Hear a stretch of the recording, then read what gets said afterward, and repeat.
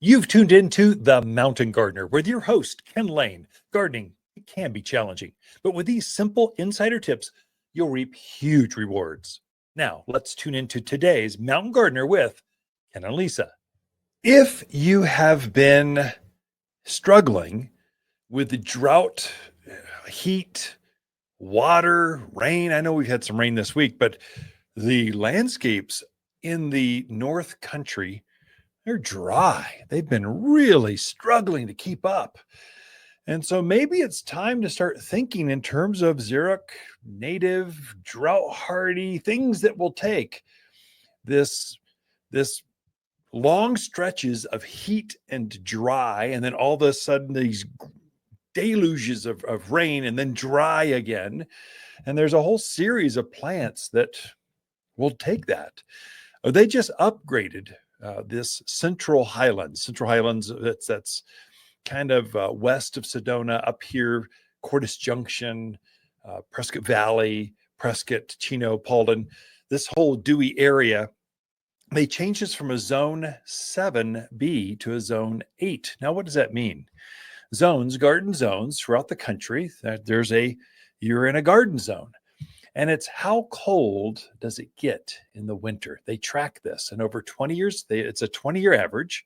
So look at the last 20 years, what's the average temperature, and that's your zone. And so over the last 20 years, they just moved us up.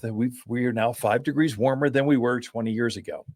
What does that mean to your plants? Well, it means you can grow more deserty kind of things that will take the heat. It also means that your cold hardy stuff can get damaged. So they need the cold. Some plants actually want the cold. They need it. And if it's warmer than normal, they can be damaged. Those same plants can have damage in the summer when it's just sheer hot. If your drip irrigation's off even a little bit, you don't run it a few days more, you haven't tuned up your irrigation where you're spreading out those emitters, adding some emitters. That plant, which was 2 years ago, 4 years ago, fine with 2 emitters on there. Now it's not, because now it's grown up and bigger, and now you'll see some brown spots, leaf burn, the tips will burn off. It's just struggling. A branch, a section will die off because that section didn't have enough moisture to keep it going. And so you're seeing this stress in your neighborhood. What to do? We'll change to things that will take that kind of drought. They're more drought hardy. There's some plants that are deeper rooted or more fibrous root mass. So we just had a load of Joshua trees come in. Now, Joshua trees are not really a tree. It's a tree yucca. So it's a yucca that keeps growing these branches, kind of like a palm tree. It just looks like a miniature palm tree, only much more cold hardy. So a Joshua tree will go down to, I think they're zone 6B. So it'll go down to 0 degrees. They love the heat, but they have a real fibrous root mass. So they're pulling out every bit of moisture anywhere in that soil. They're going to grab it. And so if you put that in there, I would say I wouldn't even put those on a drip irrigation system. They would prefer to go dry. They hold moisture up in their trunks, down in their roots, got real thick, fleshy root structures to them.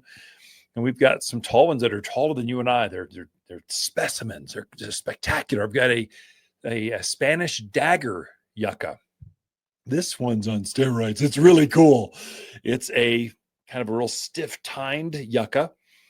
It's got big green, thick, lacy. It's like an artichoke agave, only in tree form. So artichoke agave it's a century plant. You're seeing these things grow up, gigantic flowers right now around town. They're 10, 12, 15 feet tall. This is a tree that it looks like that, only it's up on a trunk. The trunk, you can sort of wrap your arms around it.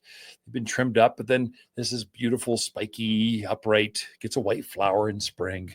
It's very pretty. Those things I would not put on a drip system. You'll tend to overwater them out in the clay soil areas. I would tend to mound them up slightly to keep them out of the moisture, to keep them out of that clay. And so there's some plants that would take the heat and just thrive. And yuccas are one of those. Agaves are another one. Agaves, there's several varieties. Probably have 3 or 4 or 5 different varieties of agave. Now, these are century plants. I just mentioned they bloom and that tall flower to it. Well, there's several varieties that grow very well here, and there's quite a few varieties that don't. It gets too cold for some of those that are down in Phoenix. Your blue agaves. That's the one they make the tequila out of. I've really tried to get that to grow in my backyard, and I've killed off a couple of them, just trying. I want to push the limit, see if I can get it. If I can, I'm going to introduce that to the North Country. We've changed one zone from 7 to 8, but we've not changed to 10, which is those guys really like the heat. They like Spanish, like Mexican Sonoran desert type of heat. That's not the mountain country. So we can have, I don't know how many agaves, 100 varieties. There's probably 10 that grow up here that'll take our cold winters, but also our hot summers. And so you can plant those now, perfectly fine. They're evergreen. They look good year round. But again, I don't know that I would put an agave on a drip system. I would just put it, and then when you remember, go ahead and water it. Otherwise, let it go dry. It likes that kind of, if you've struggled having plants, keeping them looking pristine, there's a whole series of plants that do well up here. Cotoneaster or Cottoneaster, as some people will say it. That plant, there's some native varieties up here. So we've got the native one, the gray leafed one, but we've also got the bigger ones. And so there's all of them will do exceptionally well. Look at those, Mahonia or Oregon grape. That's another native, grows wild here. It looks like holly. Sometimes they'll call it Oregon grape holly because the leaf looks like a holly leaf. But it's got such a waxy leaf to it, and it's got a real fleshy root structure. It just keeps looking really good. With that one, there's, 3 different varieties, heights, basically. There's hip high, knee high, and ground cover, so ankle high. So look at it that way. They're all equally as hardy. So they're plant the one you like. Just got a new variety of manzanita. Manzanita is going to do great here. No matter the heat, no matter the cold, it's going to just thrive. It's got that red bark to it, evergreen leaf that's kind of the size of a dime, gets those bell-shaped flowers in the spring. If you're struggling, put some hardier things in. So the climate is changing. For why, I don't know. Don't want to discuss that. But I know that the gardens, some plants that were fine 20 years ago are struggling now. So you may have to remodel. If you're seeing some ugly plants, they're probably not going to get better at this point. You're going to struggle to keep it going further. So either tune up your irrigation, add some extra emitters out there to try to give it some more moisture, or it's time for a change. Have some differences out there. I've got some new cactus that came in, some hardy, cold hardy cacti. Now, not saguaros. They don't grow up at this altitude, but there's some that are upright like that do grow up here.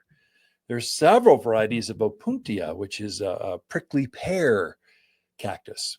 There's real tall ones, short ones, ground cover, some with purple tinges. You can have fun with them. There's all kinds of choyas or teddy bear cactus.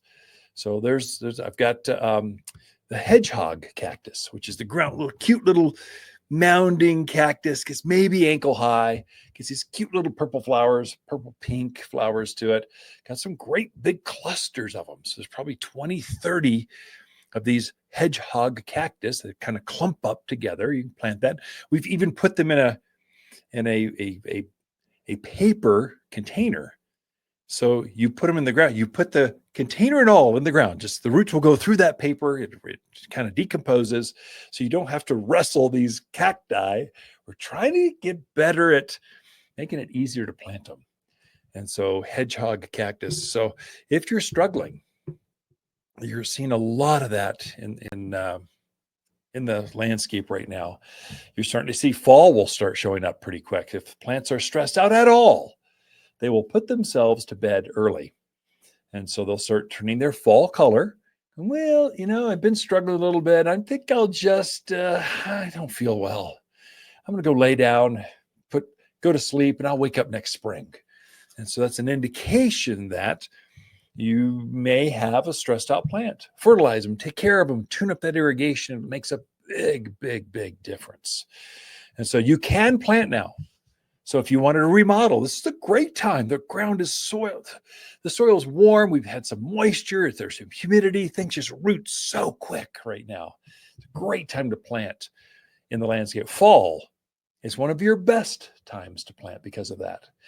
And so especially your native-y, drought-hardy stuff. So Water's garden companion plants for September are pampas grass, honeysuckle, raywood ash, and lacy blue Russian sage. Lacy blue Russian sage is a Water's preferred perennial for its compact form that doesn't flop over in the landscape like others. The spiky blue flowers bloom summer through fall with aromatic foliage detestable to all animals. Simply stunning at the edge of dry stream beds mixed with wildflowers. Shop in-store or online at watersgardencenter.com. for a more fruitful garden, increase success in the landscape that just feels better, then tune in daily to the Mountain Gardener podcast. Subscribe through your favorite podcast streamer or visit watersgardencenter.com.